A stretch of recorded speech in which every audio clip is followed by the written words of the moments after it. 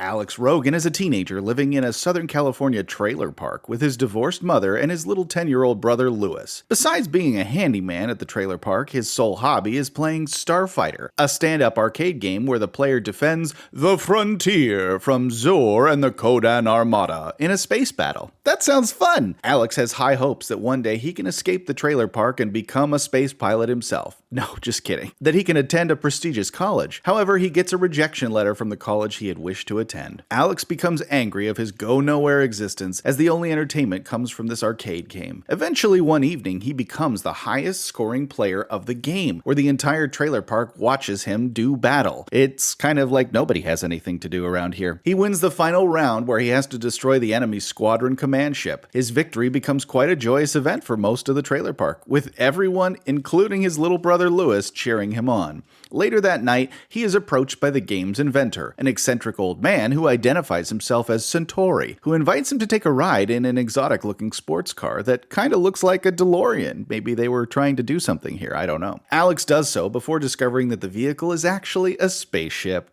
You can never trust old men named Centauri, can you? Moreover, Centauri is a disguised alien who whisks him off to a faraway planet called Rylos, leaving behind his family, the little trailer park, and his girlfriend Maggie Gordon. So that his absence goes unnoticed, an android lookalike named Beta is left in his place. See, they were trying to make betas even back then. Upon his arrival, Alex discovers that the images and territories in the Starfighter arcade game represent an actual conflict between the Rylan Star League and the Kodan Empire, an alien lizard-like race which is assisted by Zor, a native traitor to whom the Kodan Emperor has promised control of Rylos himself. The game was designed by Centauri as a test to find those with the gift. Alex is then expected to pilot an actual Starfighter spacecraft called the Gunstar. This sounds like a great plan, Centauri. He also discovers that the frontier is an array of planetary-scale force fields that protect Rylos and its surrounding planets from invasion from the hostile Kodan on the other side, and that Zor has given the Kodan Armada the technology and means to breach it.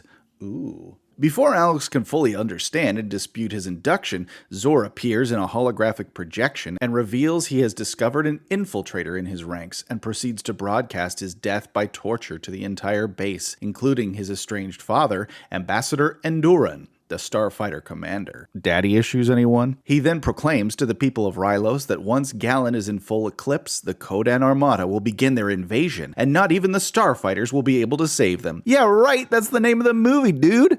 While receiving payment for bringing Alex to Rylos as a recruit, it's discovered that Centauri had used an illegal method to do so, bringing Alex in against his wishes from a planet beyond the Federation. Ooh, Earth's getting left out. Unnerved by everything he has seen, Alex asks to be taken back home, because clearly he is the beta.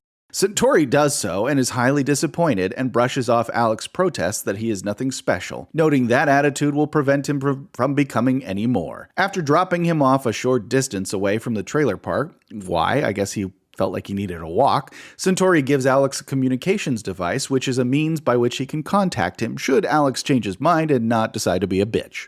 After they leave Rylos, the Starfighter base is attacked. A small breach in the frontier is achieved, and the Kodan command ship fires large missile-like meteors at the Starfighter base. During the attack, a saboteur eliminates the base's defenses. The base sustains heavy damage, killing all Starfighters, save for a friendly reptilian alien navigator named Grig, and destroying all the Gunstars, save for an advanced prototype.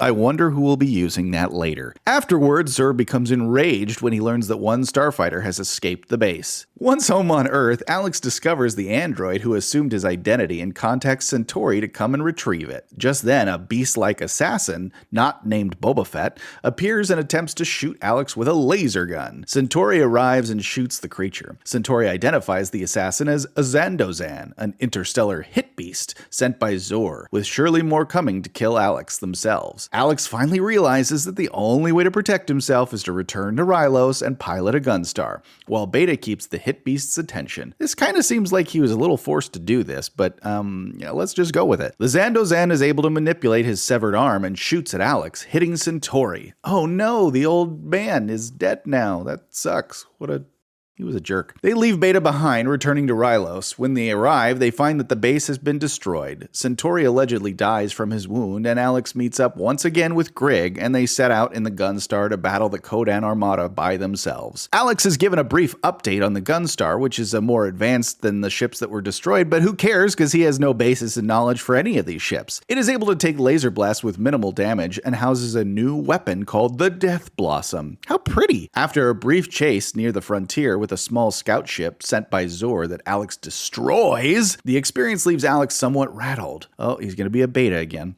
Grig believes that Alex isn't ready for combat and agrees to take him home where he should live a long life, until the Kodan likely one day attempt to conquer Earth. Realizing the stakes and what he's fighting for, Alex thinks of a strategy to fight the Armada. Yeah, no shit. He agrees to stay and fight. Okay.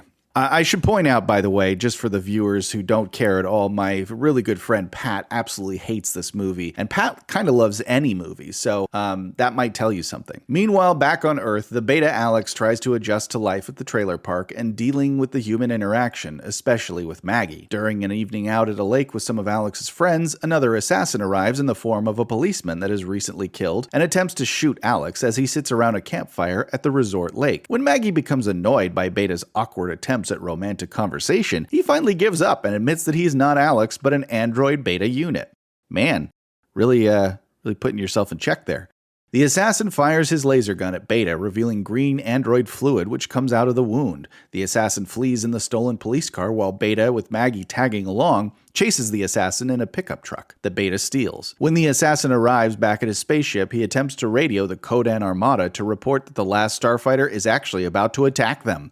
Beta forces Maggie to jump from the truck as he rams the truck into the assassin's spaceship, destroying her and himself. Oh shit. The transmission to the Kodan Armada is cut off. On the Kodan command ship, Zur receives the assassin's message, which is cut off. The last Starfighter is... Zur mistakenly assumes that the last word is dead, and orders the attack on Rylos. What a buffoon. You put this whole thing together and then you just assume that the word that you're looking for was uttered, but you don't check before... Whatever. With the frontier down, Zur sends the Armada through the breach. Alex and Grig employ Alex's strategy and hide in a small asteroid near the frontier and attack the Kodan command ship from behind. Oh, hello. The approaching Gunstar is detected, and Lord Krill, the commander of the Kodan command ship, blames Zur for this complication because of his mistaken assumption and orders him seized and removed from the bridge. However, that means little as Alex and Grig cripple the command ship's communication system and impairs the Kodan fighter wing's fighting ability. Kodan Fighter Wing.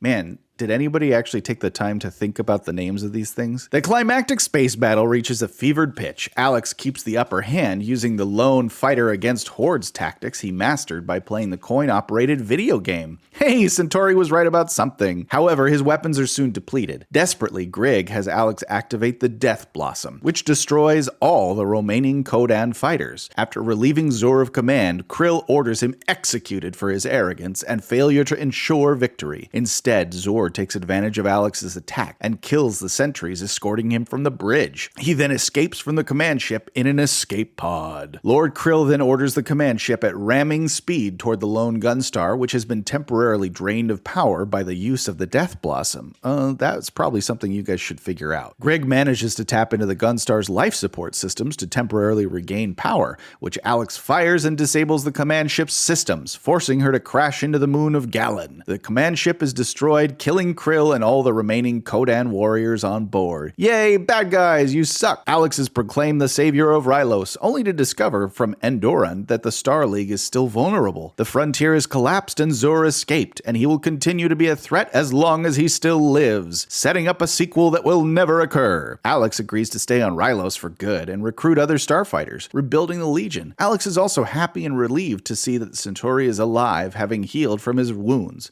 Oh, great. Alex returns to Earth, dramatically landing his Gunstar in the trailer park. Grig informs Alex's mother and the people of the trailer park of Alex's heroism in the Ryland Star League, and that he will be a starfighter of great potential who will teach future starfighters. He also explains that Alex's actions will one day protect Earth from the Kodan Empire as well. Oh, well, that's good news. After explaining to his friends and family where he was, Alex reveals that his services as a starfighter are still needed by the Ryland Star League and that he may not return for a while. He then asks Maggie to join him in space. Maggie's grandmother, Granny Gordon, gives her blessing to her granddaughter, and Maggie returns to Rylos with him. Because why not? Granny's gonna die soon anyway. After Alex's Gunstar takes off back to Rylos, Lewis is inspired to follow in his brother's footsteps and begins playing the game so that he can master it someday. What did you guys think about the movie The Last Starfighter?